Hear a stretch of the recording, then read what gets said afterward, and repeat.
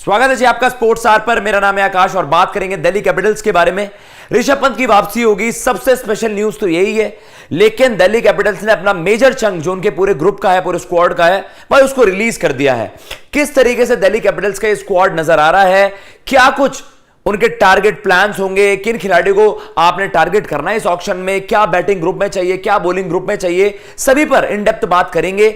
सबसे पहले आपके सामने स्क्वाड चला देते हैं जी, रिलीज प्लेयर्स और रिटेन प्लेयर्स पर चर्चा करते हैं और फिर बात करेंगे कि जो 28 करोड़ 95 लाख ऑलमोस्ट 29 करोड़ का जो एक पर्स रिमेनिंग आपके पास है, 19 दिसंबर को जब आपका ऑक्शन होगा तो वहां पर आप इन 29 करोड़ रुपए को यूटिलाइज कैसे करते हो विद मैक्सिमम आउटपुट, वो कैसा होता है, वो सारी चीजें अभी हम फिगर आउट करने की कोशिश करेंगे। एंड लेट्स सी किस तरीके से वो ऑक्शन दिल्ली कैपिटल्स के लिए जाता है। दिल्ली कैपिटल्स का अगर आप रिटेन स्क्वाड देखोगे और फिर आप रिलीज प्लेयर्स के जो लिस्ट को देखोगे तो आप देखोगे भाई आपने जितने रिटेन करे उससे ज्यादा तो निकाल ही दिए। तो कहीं ना कहीं दिल्ली कैपिटल्स ने सेंस करा कि जो भाई हमारी पिछली ऑक्शन स्ट्रैटेजी थी कहीं ना कहीं वो नाकाम रही, वो रिजल्ट में भी रिफ्लेक्ट करी। दिल्ली कैपिटल्स बॉटम हाफ में ही रहेगा और कभी आपको नहीं लगा कि दिल्ली कैपिटल्स ऊपर आ सकता है। पिछले एडिशन की मैं बात कर रहा हूं।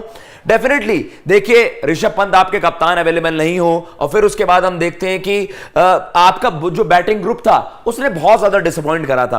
पृथ्वी शॉ जिनके नाम की सबसे ज्यादा चर्चाएं हो रही थी कि भाई उनको रिटेन किया जाएगा, उनको रिटेन नहीं किया जाएगा, उनका नाम आप कह सकते हैं बड़ा सरप्राइजिंग था कि मतलब एक बड़े फेलियर सीजन के बाद भी उनको वहां पर पूरी बैकिंग मिली। और रही बात बाकी खिलाड़ियों की, आपने कुछ नोटिसेबल, अगर मैं आपके सामने जिक्र करूं कि आपने कुछ बड़े नामों को वहां से निकाल दिया है, उसमें बैटिंग ग्रुप वाले भी हैं और बॉलिंग ग्रुप वाले भी हैं। रॉबमैन पॉवेल को आपने बैक किया हुआ था, लेकिन अब रॉबमैन पॉवेल को आपने छुट्टी कर दी है। आपको उनकी रिप्लेसमेंट का एक पावर हिटर ओवरसीज खिलाड़ी चाहिए होगा। लेट्स सी किसको टारगेट करते हैं। राइली रूसो अच्छा खासा उन पर इन्वेस्ट करा था, लेकिन it was a big failure, disaster थे वो दिल्ली कैपिटल्स के लिए। और कहीं ना कहीं उस ग्रुप में उनका आपको रोल ही नहीं समझ आ रहा।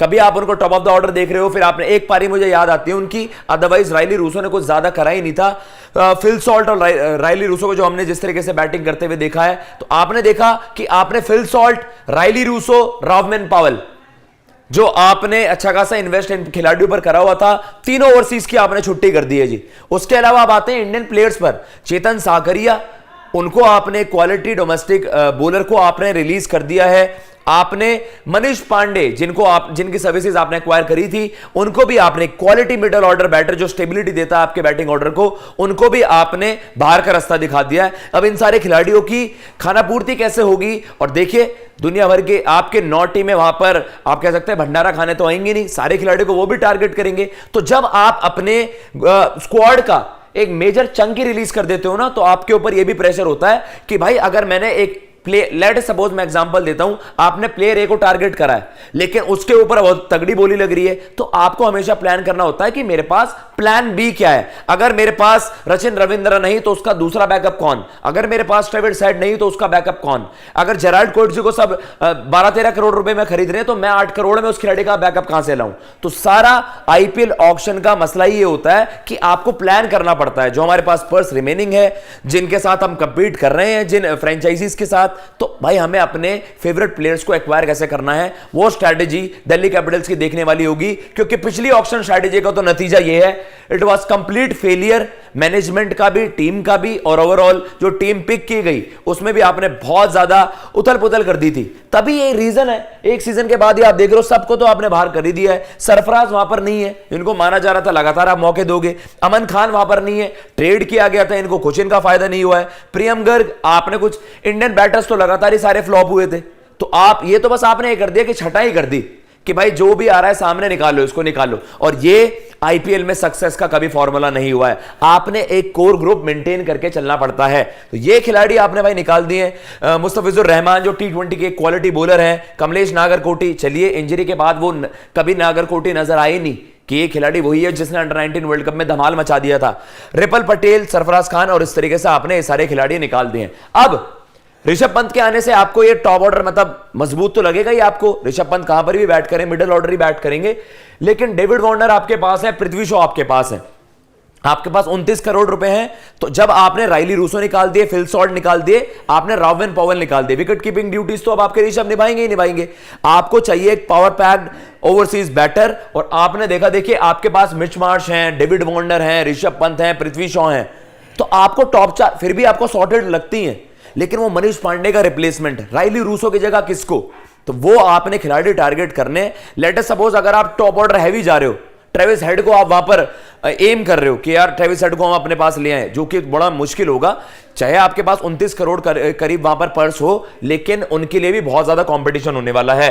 तो आपने बस यही कोशिश करनी है कि जो इंडियन बैटर्स का ग्रुप आपका बहुत ऑर्डिनरी लगता है, चलिए मैं इन सबके नाम ले दूं, पंत आपके पास है, वार्नर आपके पास है, मिच मार्श आपके पास है, आपके पास पृथ्वी शॉ हैं, जिनके बल्ले से अब आप वैसा सीजन एक्सपेक्ट करोगे जो आप यशस्वी जायसवाल को करते हुए देख रहे हो, शुभमन गिल को करते हुए देख रहे हो, क्योंकि पृथ्वी शॉ एक स्पेशल टैलेंट है, लेकिन कहीं ना कहीं भीड़ में वो गुम हो गया, अब उसके बारे में ज्यादा चर्चा नहीं हो रही। तो उम्मीदें उससे वैसी हैं, खराब सीजन के बाद भी उसको पिक किया गया, लेकिन अब आपको देखना है कि यार बीच में जब अभिषेक पोरेल टीम में 11 नहीं बनता, जब ऋषभ आ गया, तो आपको क्यों चाहिए विकेट कीपर वो, ललित यादव मुझे समझ नहीं आता क्यों बार बार रिटेन आप करते हो, यश धुल की क्या जगह बन पाएगी, क्या आप उन्हें फ्यूचर देख रहे हो, अगर आप उनको खिला रहे हो तो किस पोजीशन पर खिला रहे हो, तो कहीं ना कहीं सवाल बहुत है। उसके अलावा आप देखते हो विक्की ऑस्टवाल एक क्वालिटी यंग इंडियन आप कह सकते हैं बोलिंग ऑप्शन आपके पास है, एंड्रिक नॉके, Kuldeep Yadav, Lungi Ngidi, Khaleel Ahmed, Ishant Sharma, Mukesh Kumar, bowling आपकी सॉर्टेड है।